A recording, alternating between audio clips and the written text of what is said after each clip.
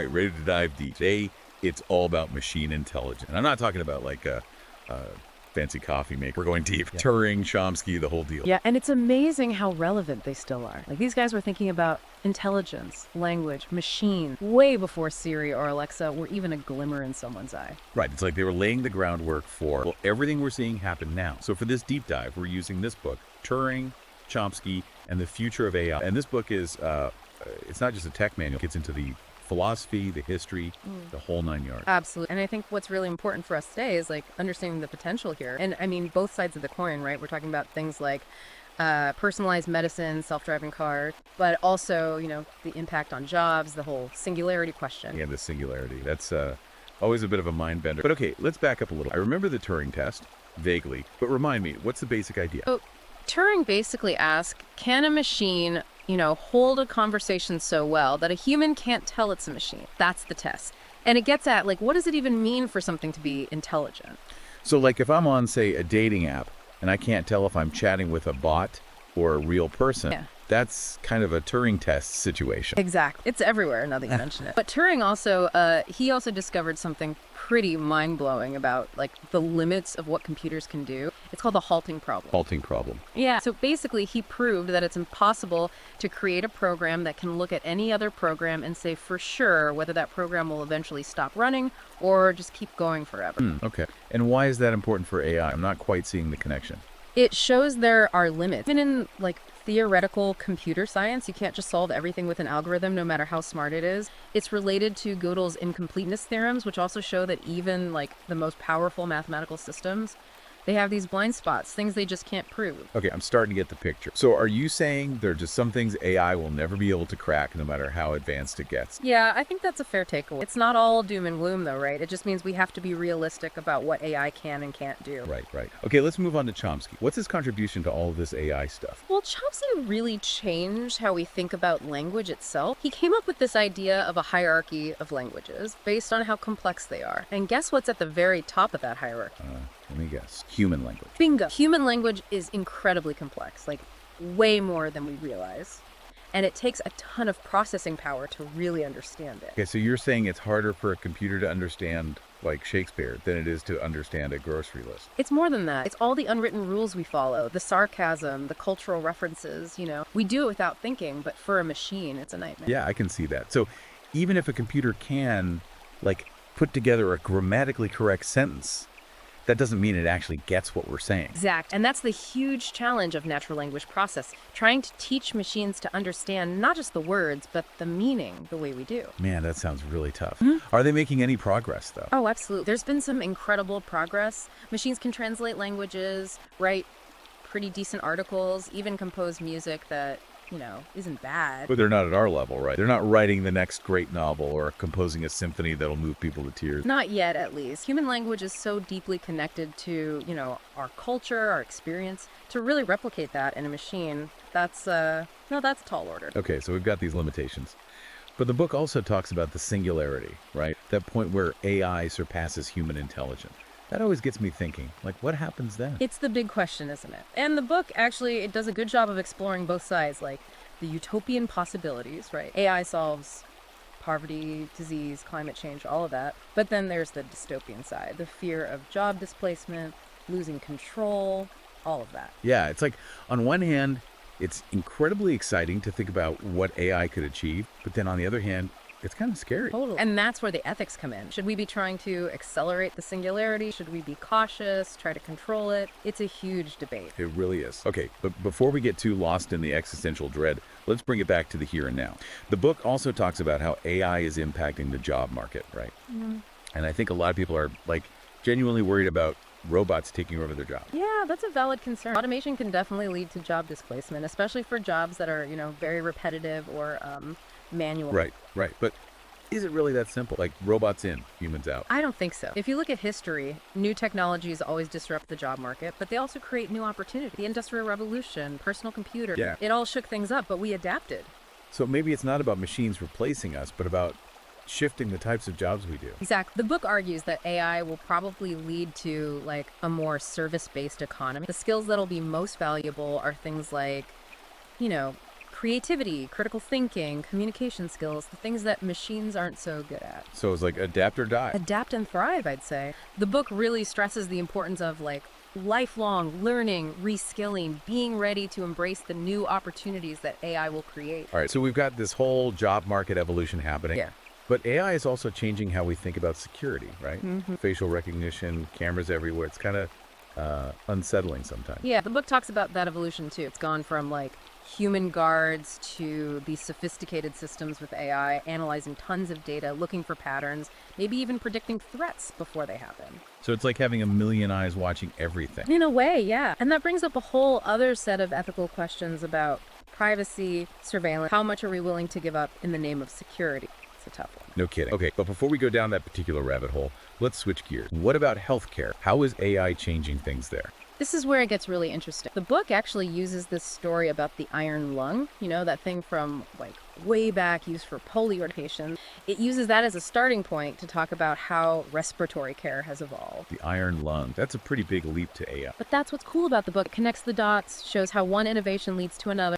The iron lung was amazing for its time, and it kind of paved the way for the ventilators we have today, which are getting even more advanced with AI. Oh, I see. So it's like a technological family tree. But how is AI specifically changing healthcare? Well, think about it. AI can analyze huge amounts of medical data, find patterns that humans might miss, help doctors diagnose things faster and more accurately.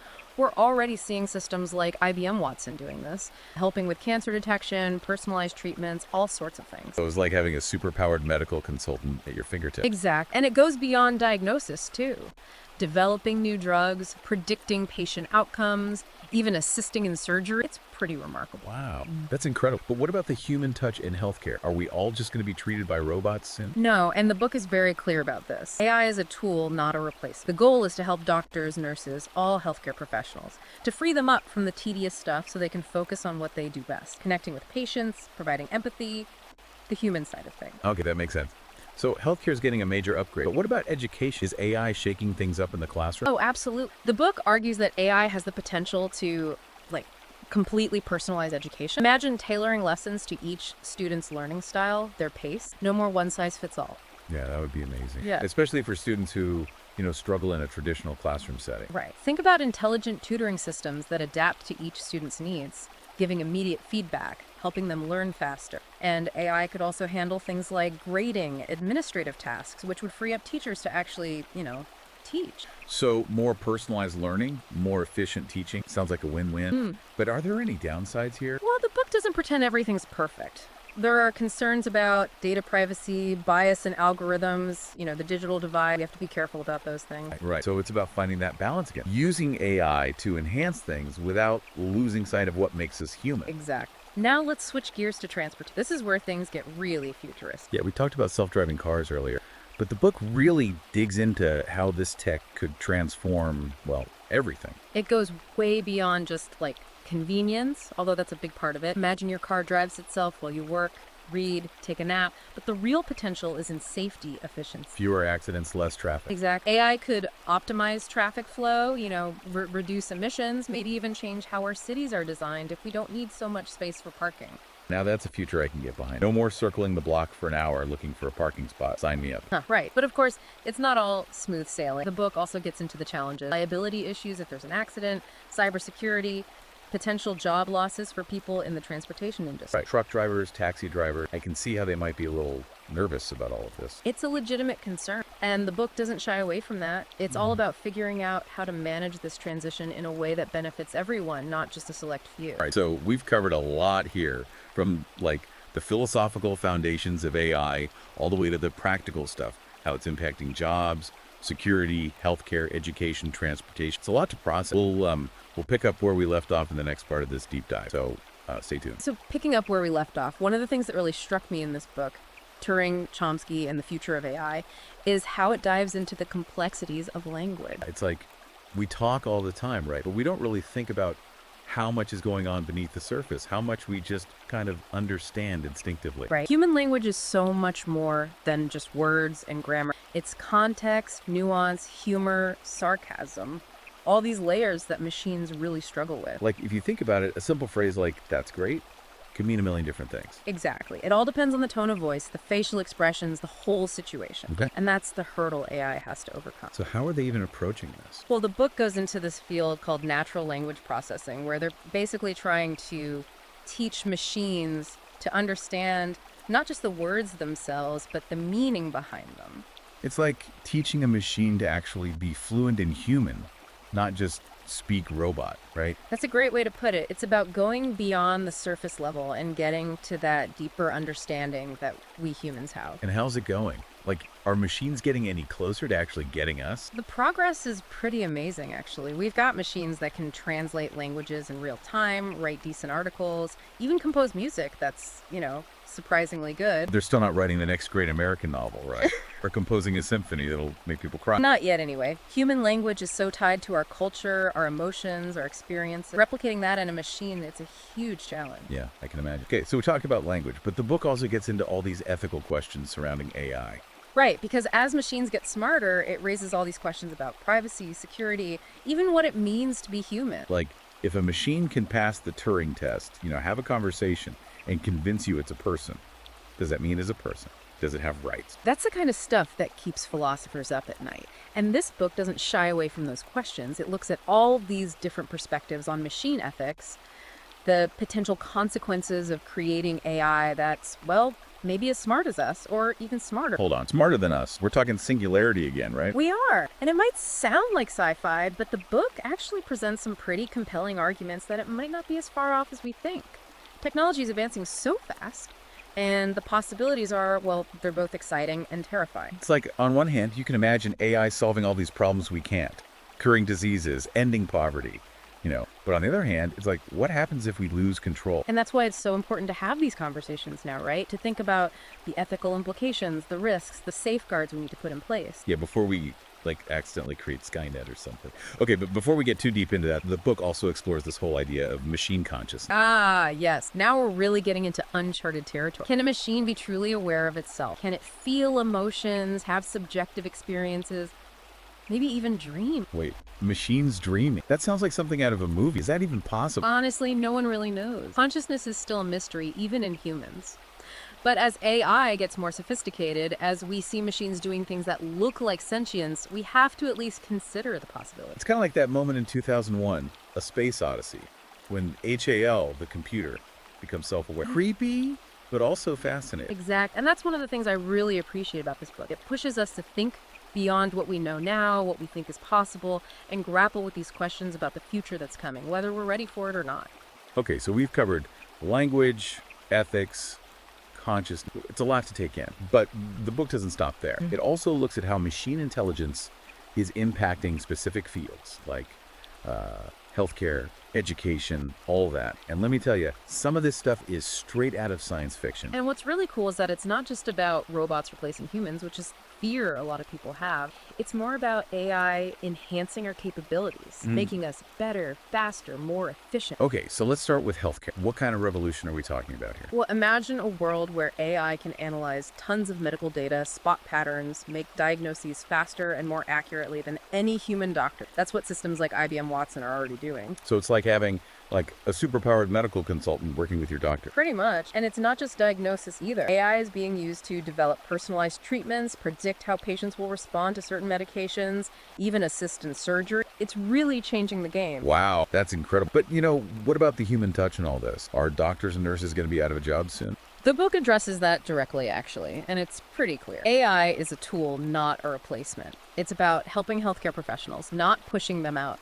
Giving them more time to focus on the things that machines can't do, like connecting with patients, providing empathy and support. Okay, that makes sense. So healthcare is getting a major upgrade, but what about education? How's AI shaking things up in the classroom? Well, the book argues that AI has the potential to completely personalize education, tailoring lessons to each student's learning style and pace. No more one-size-fits-all approach. Yeah, we talked about intelligent tutoring systems earlier, but what else is happening? Think about AI systems that can analyze student data, figure out who's struggling, and then provide targeted support. Or systems that can create custom learning plans based on each student's strengths and weaknesses. And, AI could automate all that tedious grading and paperwork so teachers can spend more time actually teaching.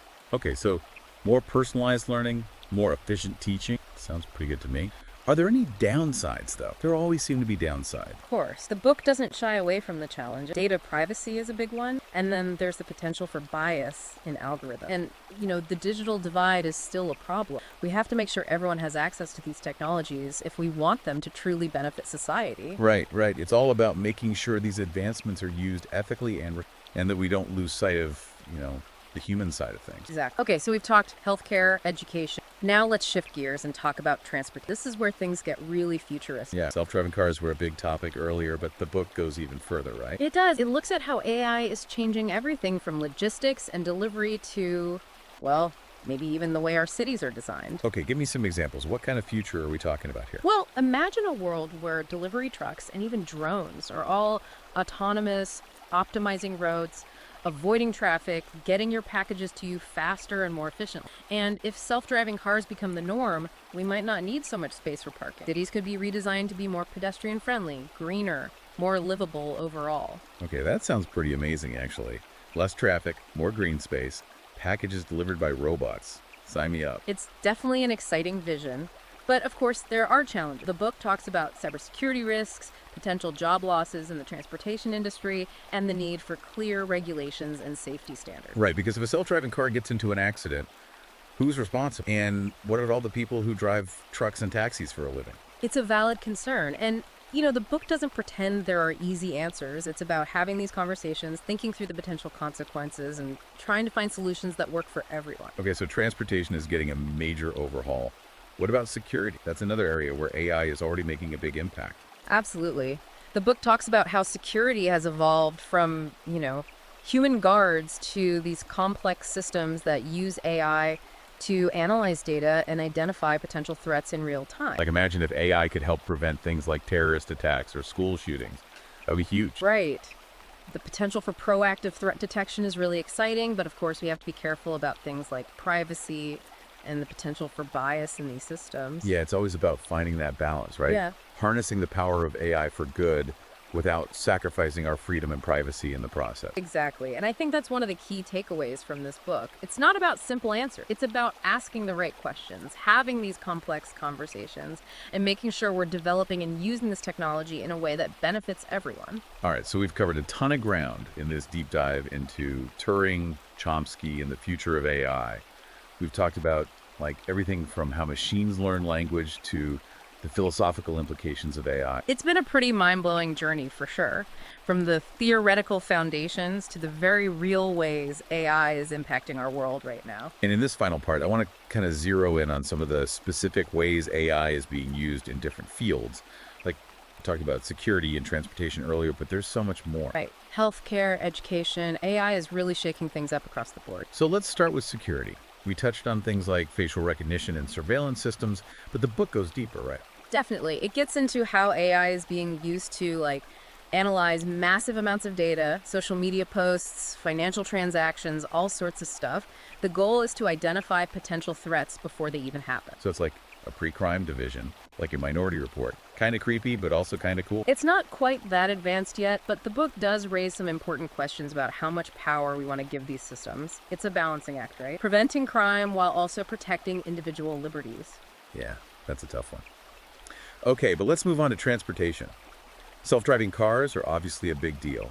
But what else is happening in this field? Well, think about logistics, delivery services, all that. We're already seeing AI being used to optimize routes, manage traffic flow, even pilot autonomous drones for package delivery. So no more waiting around for the Amazon guy to show up. Exactly. And as this technology keeps evolving, it could totally revolutionize transportation. Fewer accidents, less congestion, everything moving more smoothly and efficiently. Sounds pretty utopian. But of course, there are always challenges. Right. The book talks about cybersecurity risks, the potential for job displacement in the transportation industry, and the need for clear regulations to make sure this technology is used safely and responsibly. Yeah, we got to make sure these advancements benefit everyone, not just a select few. Okay, now let's jump to healthcare. That's another area where AI is making huge waves. Absolutely. We talked about systems like IBM Watson, which can help with diagnosis and treatment planning, but that's just the tip of the iceberg. Okay, so what else is happening? Well, AI is being used to develop personalized medicine, like tailoring treatments to an individual's genetic makeup and lifestyle. It's helping to create prosthetic limbs that are more intuitive and responsive. There are even robotic surgical systems that can perform complex procedures with incredible precision. It's mind-blowing how far we've come. But what about the human element in healthcare? Will doctors and nurses be out of a job? That's a common concern, but the book is very clear that AI is meant to be a tool, not a replacement. It's about helping healthcare professionals do their jobs better, not pushing them out of the picture. So it's about freeing up doctors and nurses to focus on the things that machines can't do, like providing emotional support, building relationships with patients, all of that. Exactly. It's about finding that balance, using AI to enhance human capabilities, not replace them altogether. Okay, that makes sense.